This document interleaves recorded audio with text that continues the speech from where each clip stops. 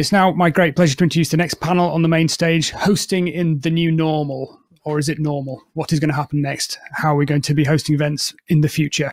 The moderator for this panel is Nick White, who's a partner at Charles Russell Speechlys. And I'll allow Nick to introduce this fantastic panel of experts for this very topical theme. Thank you.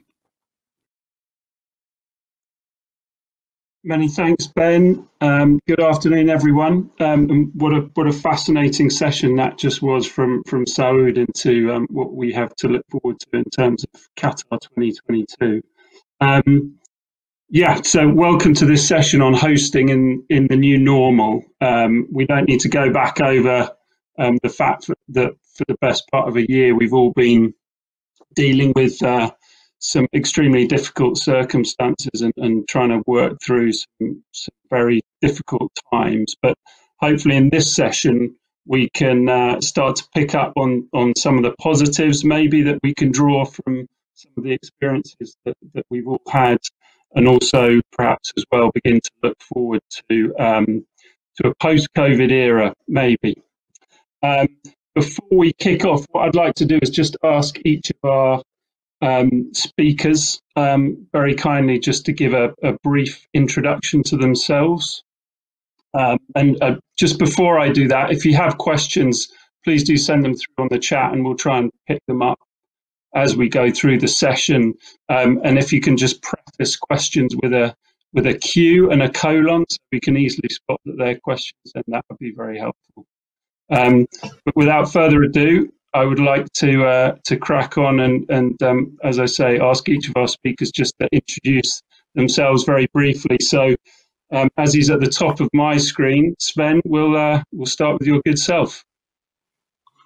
Hi, good afternoon everybody, or wherever you are in the world. My name is Sven. I am the CEO of AIPC, which is a global association of event venues. We group about 180 event venues spread in 60 countries across the world.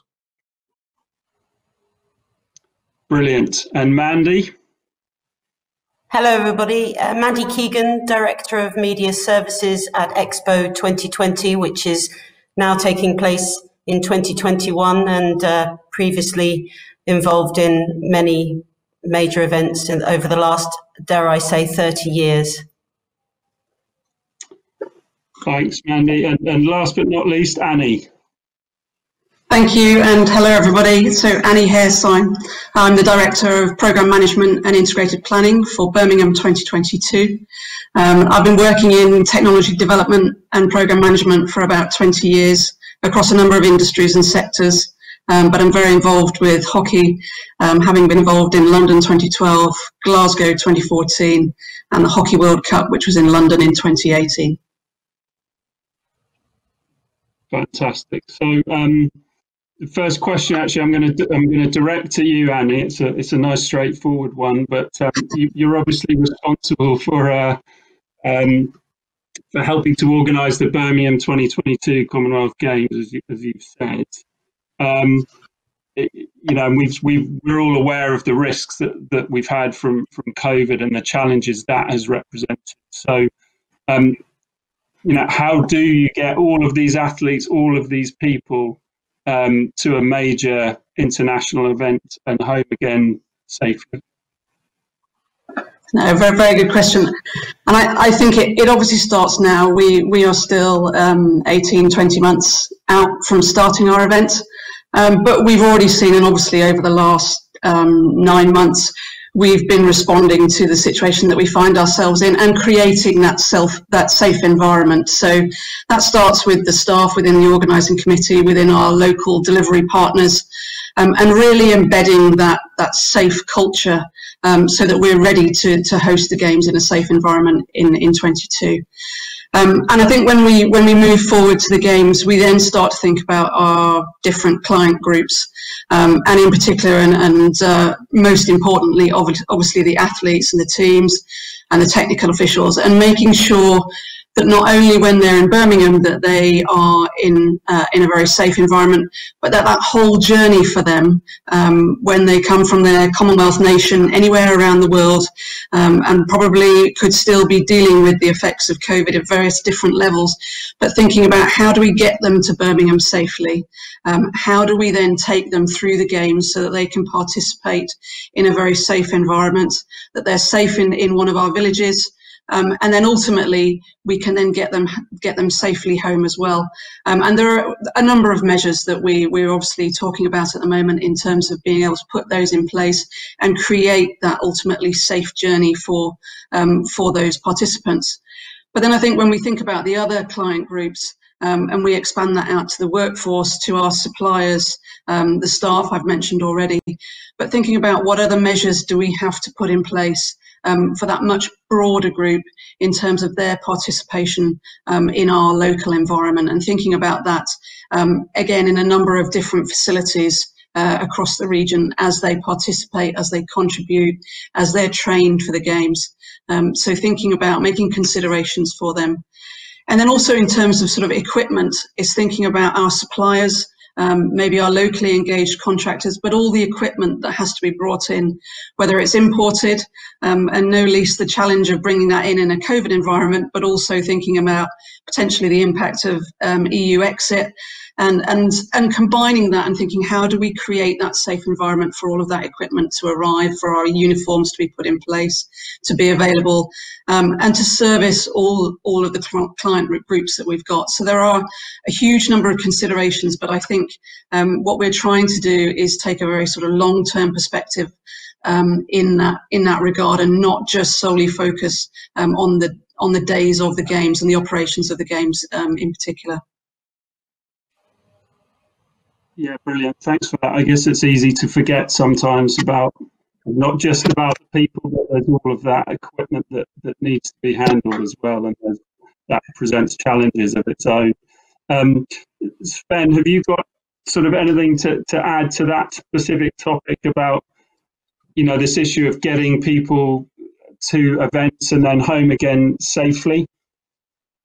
Well, I think the challenge we're all facing for the moment is creating trust again, is making sure that people feel safe to get on that plane, to go to a hotel, to check in, and to go to a venue, whether that's for a business event or a sports event. And so I think what we're seeing now, and that's very very positive, is that we see the entire event community working together to create what you could call safe value chains, which is extremely important to regain back the trust of both the delegates but also the authorities that events can take place in a safe and a secure way.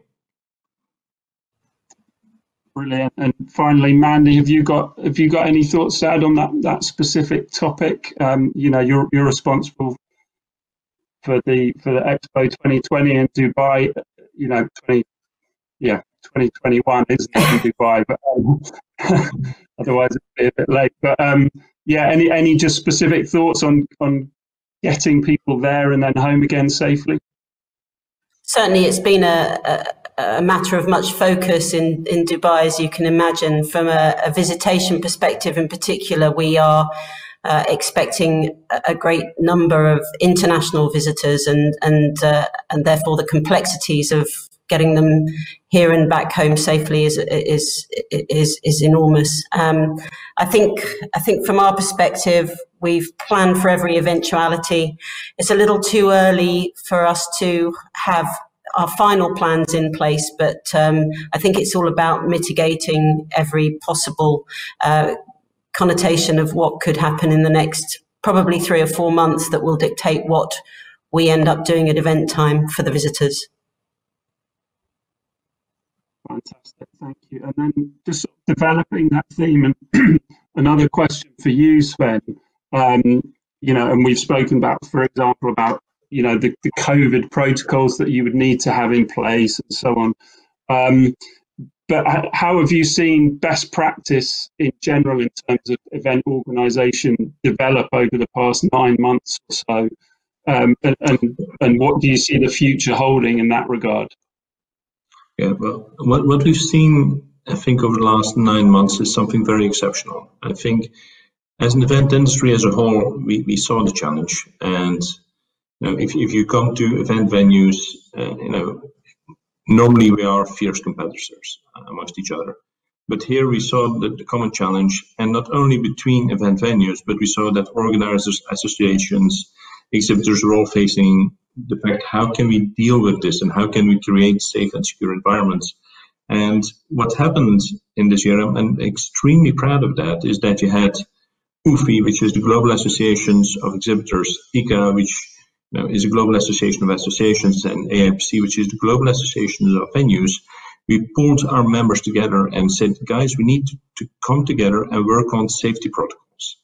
And that's exactly what happened. So jointly, those three associations, including AIPC, produced 3 guides, made them available to the entire industry, whether they were a member of our association or not.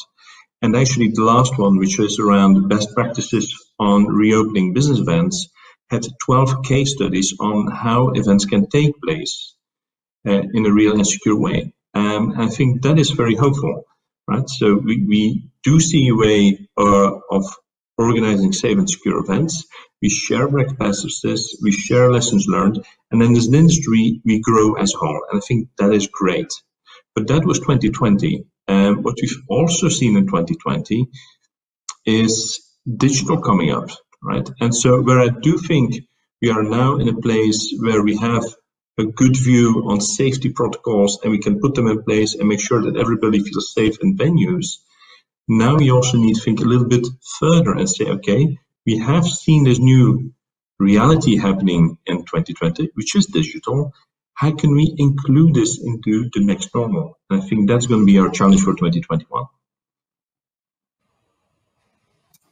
Brilliant. Yeah, thank you very much. I guess this sort of digital analog and the hybrid is a really interesting question. And I might throw that over to you, Annie. In your experience, the sort of the new digital that we find ourselves in, is this something that you've seen a lot of focus on, and is it here to stay as well, or is it temporary while we deal with COVID and then we go back to everyone traveling around the world together? I mean, I would honestly really like to think that this is something here to stay. Again, the last year has created a huge amount of momentum around triggering and stimulating change. And I think there is a huge appetite for change, and there's that real opportunity for the sports industry to capture this and for it to be delivered through a series of events going forward. And I think, as we've just said, as Sven's just said, there's already been a huge amount of collaboration in terms of creating safe environments. But it's what else can we do next? What can we do to really make a step change in terms of our delivery of events? And the various different opportunities that are available through digital platforms now have really got to be embraced. I know from a sort of personal insight, having worked in other industries, that looking outside of the industry and thinking what technology, what innovation can we bring in and can we embrace now as part of this change, is affording a huge amount of opportunity for the industry. And we really have to sort of ride on the crest of that wave and seize that momentum as we go forward now into future events. Yeah, excellent. And Mandy, for you, I know you're sort of on the media side, aren't you? So, tell us a little bit about your thoughts on sort of digital and whether it's here to stay, and also perhaps then we could talk a little bit about how you're approaching this issue of making sure that on the media side that the media are well catered for in what are difficult times for them as well as for the rest of us. Sure, Nick. Before I go on to the media, I just wanted to pick up on something that Annie said about the digital platforms. And of course, we're different because we're not a sports event. But of course, it provides us opportunities, different opportunities than we had before. And perhaps if people aren't travelling so regularly as they were pre-COVID, for us and some of our programming, we have the opportunity now to to widen our audience, if you like, and widen our participants through digital platforms. So that's another interesting, I know it won't work in sport, but it certainly is an interesting approach for us, and virtual reality, another area of digital innovation that we're exploring. On the media side, for which I'm responsible at Expo, we've since the postponement, we've spent a lot of time looking at how to replan our operation to allow for perhaps a decrease in the number of media who can physically attend. We don't know whether that's the case or not yet. It's too early to say. And as I said earlier, I think the next few months will be very telling for that. But certainly for us at Expo, we have worked hard to make our broadcast feeds, our conferences and other assets, digital, physical, available to a remote media audience. And that comes through ensuring that we have a very accessible system in order to deliver feeds for the media. I think importantly for you to know, we don't have the complexity of rights holders versus non-rights holders, but I do think that this is an opportunity to investigate further, perhaps with events that do have rights holders and non-rights holders, how we best service non-rights holders, how we maximize the great benefit that they bring to every event. So I'm in a fortunate position in that regard, that I'm not having to concentrate purely on rights holders. That's one element. The other aspect is that a couple of important things that we've learned over the course of the last 9 months is that our industry has taken an enormous hammering. We know that advertising revenue is down, which has a direct impact on resources and availability of coverage and people to unilaterally cover our event. But on the other side, we know that the demand for content, and in our content,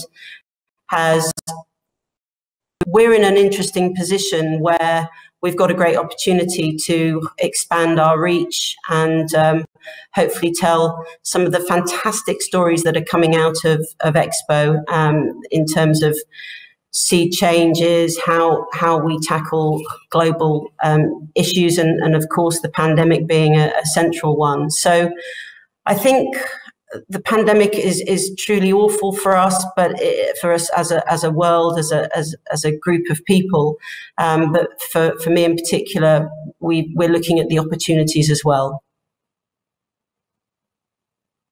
Yeah, excellent. And I guess we're talking a lot about the sort of innovation that's inevitably being driven by these quite drastic circumstances. And I suspect our audience might be quite interested just to, if any of you have any kind of specific examples of things that you've seen happening recently that weren't necessarily happening before, or things that are being embraced, whether it's new technologies, new types of content, just anything that you might have come across and that sort of inspired you. So the Sven hand goes up, so you're first up, Sven.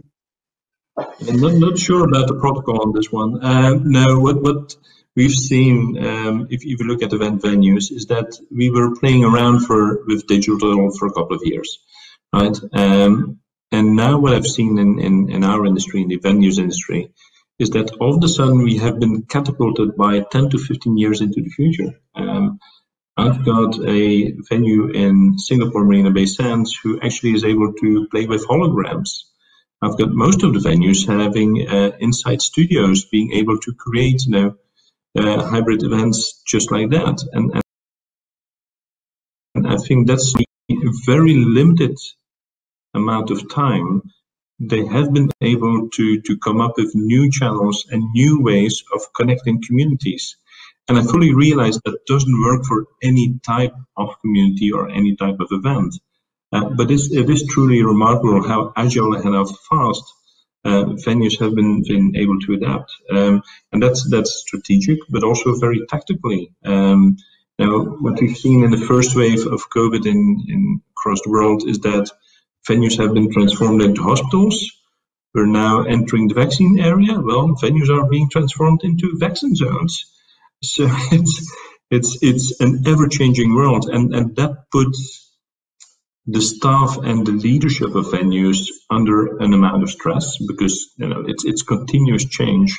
But I must say, I'm very proud if I see the creativity in which they deal with those different changes. So yes, it has been a terrible year. But we've learned a lot, and I truly think that as an event community, we will come stronger out of this because we have been forced to reinvent ourselves.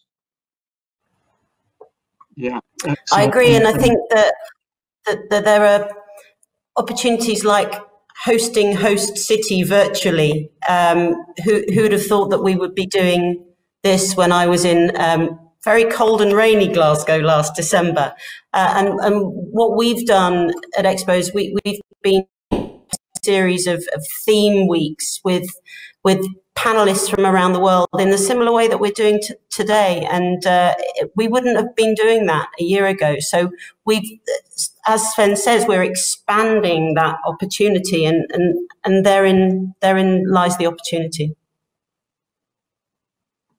Yeah, right. And Annie, for you, have you seen examples of, things that have been done differently in the past 9 months or so that have sort of inspired you or struck you as particularly interesting or effective? Yeah, I mean, I think the technology innovation piece will continue moving, and has always been there. It's something that we can embrace. But I think certainly what we've seen, and this has been forced by the change, but obviously is thinking about new delivery models and working remotely, and just that expectation of not being able to be in the office and working collaboratively with your colleagues all the time. So we've had to embrace things in a slightly different way and not being able to visit venues. And I think that is driving maybe cost efficiencies in terms of delivery and hosting, because we have had to do it. And this is hopefully there are some lessons learned that certainly we can take forward in terms of essentially a sort of a new delivery model for future hosts of such events. Yeah, and I guess one of the things that comes up there is this. I think tension is probably the wrong word, but there's a sort of duality of local versus international, and obviously COVID has forced on us a degree of sort of domesticity of staying local and having local events.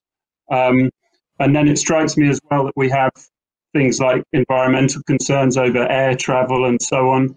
I just wonder if people have thoughts as to whether the trend towards local is something that's here to stay, or do we see things reverting to a position where we're all flying around the world to do the events that we love to do?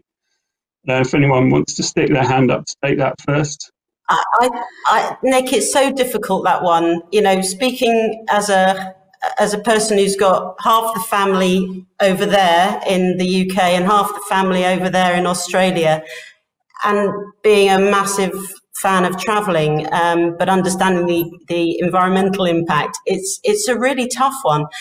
For business, yes, I think that there will be a change, but personal travel and wanderlust, I think, will remain a human nature moving forward, certainly for me. Yeah. And I think, just to add to that, sorry, jumping in there, Sven, but I think there's going to be some very serious questions asked around sort of the nature of international leagues or international competitions. But I mean, as with yourself, I think we all love to travel, and I think there's still a role for the international tournament, the international competitions, but I think there's going to be some reining back, and certainly in the short term, maybe that focus on sort of more regional events. But ultimately, I'd like to think we're getting back to an international stage, but probably a reduced opportunity in that space. Okay, and Sven, your thoughts on that? Local, international? Yeah, well, I don't, of course, have to have the insight in the sports industry, but if you look at the financial or the medical industry, I think there's going to be a sense of purpose. Are we still going to jump on a plane for a 2-minute general assembly?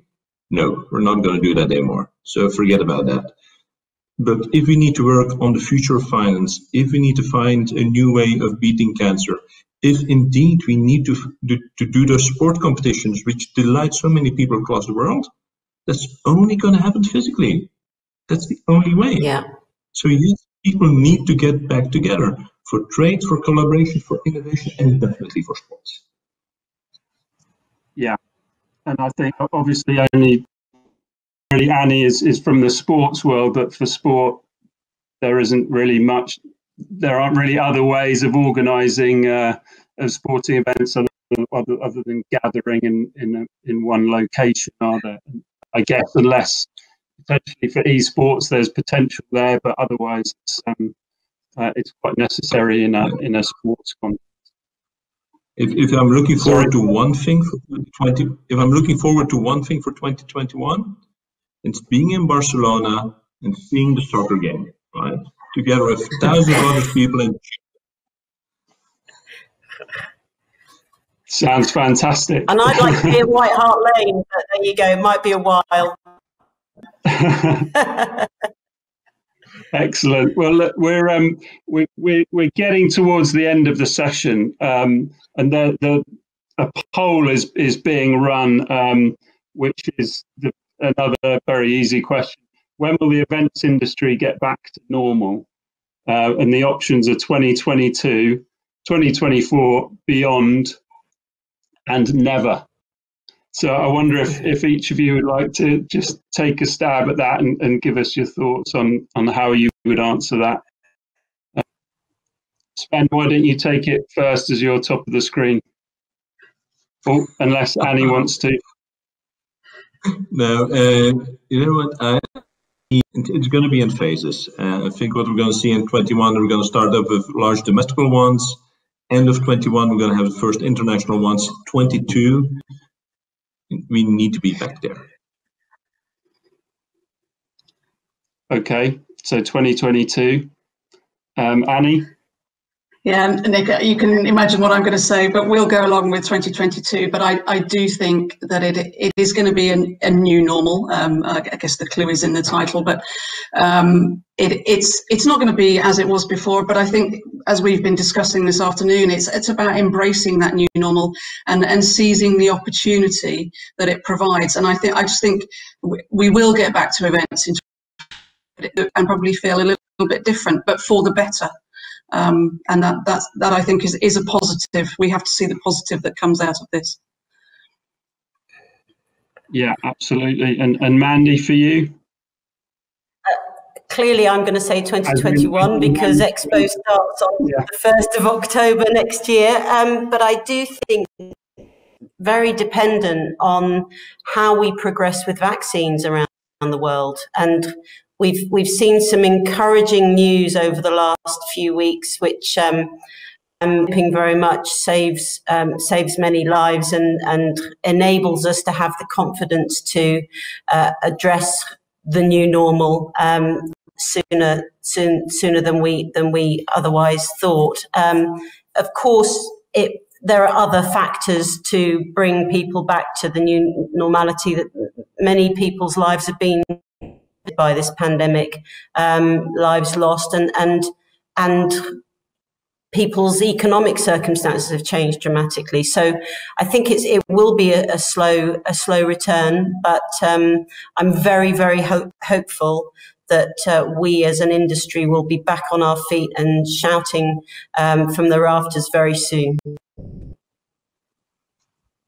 Excellent. Yeah, stirring thoughts there with which I'm sure we all concur. And I can formally announce the poll result.